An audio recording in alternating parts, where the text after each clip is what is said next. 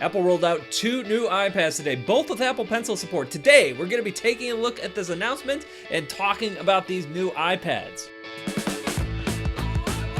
So this was just announced today. It is Monday, March 18th. What we have is a new iPad mini and a new iPad Air. They didn't do it with a lot of pomp and circumstance like they often do. No press conferences, anything like that. Just a nice little press release. Now this video doesn't have a sponsor, unless you count me as a sponsor, because I've got some amazing iPad drawing courses. Down below, I have some discount codes for those. There's some of the highest rated drawing courses on Udemy, so definitely check those out if you're interested in learning more. End of promotion, back to the video. So here are the details. There's a new iPad Air. It starts at $500, and there's a new iPad mini that starts at $400. These are both more expensive than the standard 2018 iPad that came out last year around this time, but that's still available, and that starts at $329, and that also has pencil support. The biggest difference is clearly the screen size between these. The new mini and the Air also support the newer A12 chips. As far as RAM, Apple doesn't release those specs on their site or in the press releases, so it's hard to tell right now if they've bumped that up or not. My gut tells me they probably haven't. The other thing that's really important, at least to me, in terms of illustration and drawing on these things, are the screens. What kind of screens are we looking at? Now, Apple talks about how they've added colors to the screens and how they've done all these fancy things to these screens, but it's really hard to tell in a press release, like what's the resolution? How good are these screens?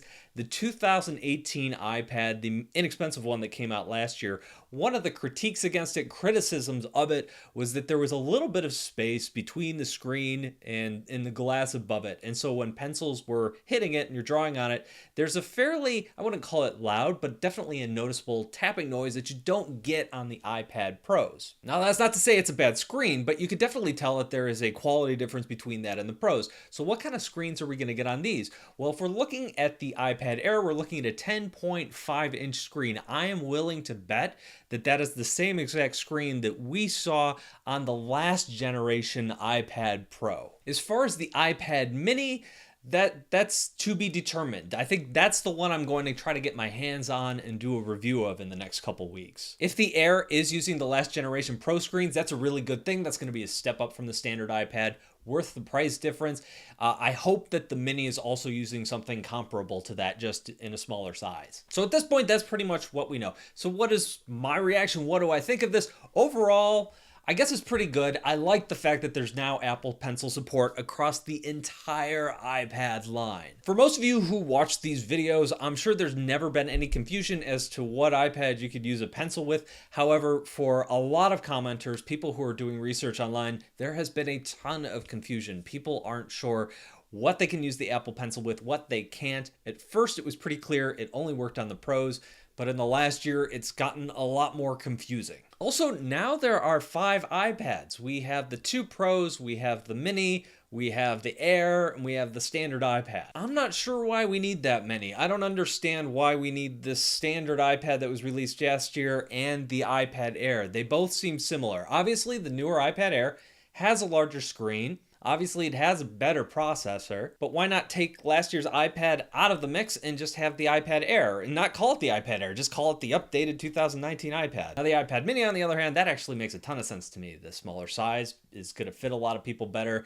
It's going to be more mobile. Not that the standard iPads aren't mobile, but you know what I mean. It's another size. Makes sense to have that in your collection of iPads. The other thing that gets really confusing here is the Apple Pencil. These new iPads that have been announced use the Apple Pencil 1, not the newer Apple Pencil 2. The one thing that I think is a little weird here is it's using the original Apple Pencil on these new iPads. Now, logistically, I totally understand why they're doing it, but technically it seems very un-Apple. The new Apple Pencil 2 needs to be paired and charged with the magnetic side of the new iPad Pros. The older ones you can plug into either a cord or you can plug into the bottom of the iPad, whichever you prefer.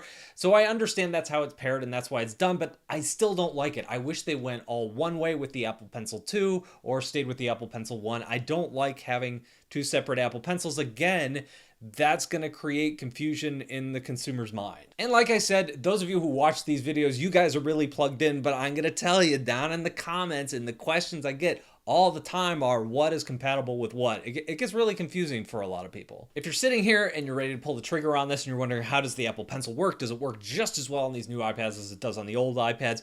My guess would be, yeah, it's probably going to work just fine with it. Apple has a track record of really just nailing that pencil experience. I wouldn't worry too much about that. Now, as I mentioned, I'm going to be checking out the new iPad mini in the coming weeks. I'm really excited about that. That size is really intriguing. I think the main thing I want to take a look at is I think most of the drawing apps that I use are going to work fine on it. Procreate's going to be great on that thing. But what about Affinity Designer? That's got a lot more menus to it. What about Clip Studio? That has a lot of menus to it.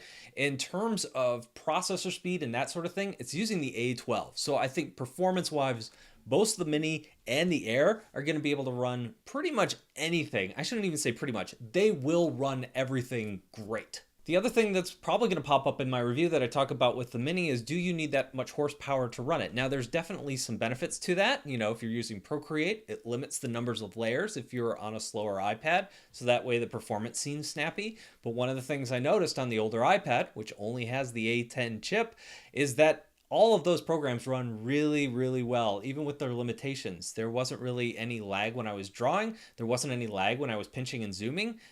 Using apps was really snappy and fast. I think this is different than when we look at a desktop computer, because a desktop computer is juggling a lot of processes at once because of the way iOS is designed. Adding all this extra processor power isn't really all that necessary. If you would like to check out my other reviews, I'll put them in the description. I'll probably put some cards up in this video, and at the end of the video, I've got reviews on all that stuff and my opinions about drawing and all this hardware. I'm kind of excited about checking this stuff up. What do you guys think? Let me know down below in the comments. Are you looking forward to the new iPad Air and iPad Mini? Let me know. Thank you guys for watching, and I will see you in a couple of days.